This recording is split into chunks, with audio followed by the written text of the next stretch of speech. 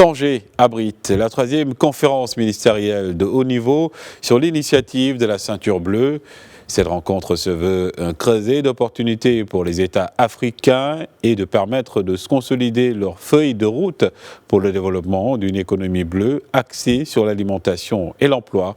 Younes Benzeneb nous en dit plus. Sous le thème « Construire une base pour stimuler l'alimentation et les emplois dans le cadre d'une approche de développement de l'économie bleue », le coup d'envoi a été donné à la troisième édition de la conférence ministérielle de haut niveau sur l'initiative de la ceinture bleue. Organisée par le ministère de l'Agriculture, de la Pêche maritime en partenariat avec la Banque mondiale, cette conférence inaugure la première édition de la Semaine africaine des océans qui englobe une série de rencontres et d'échanges des ministres et des experts dans le continent africain.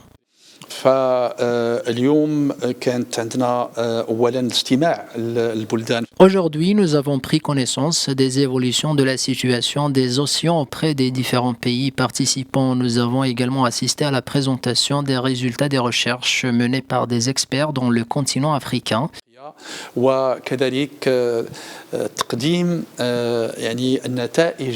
La conférence d'aujourd'hui est aussi l'occasion de présenter les résultats de la mission réalisée par le navire océanographique Al-Hassan Marrakchi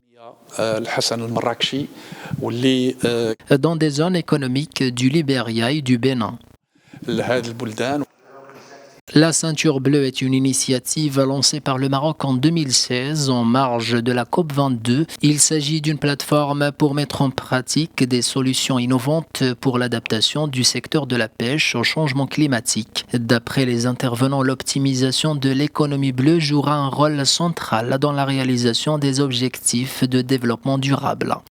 Au niveau du continent, nous sommes préoccupés de la mise en œuvre de tout ce que nous avons comme programme, stratégie, politique. Et on voit que chaque fois qu'on vient au Maroc, on lance une initiative et on va jusqu'au bout. Et on peut échanger ces expériences, essayer aussi de partager avec d'autres pays africains qui ont besoin de l'expertise du Maroc pour avancer avec tous nos programmes. Ça, c'est l'économie bleue, c'est une priorité à l'Union africaine.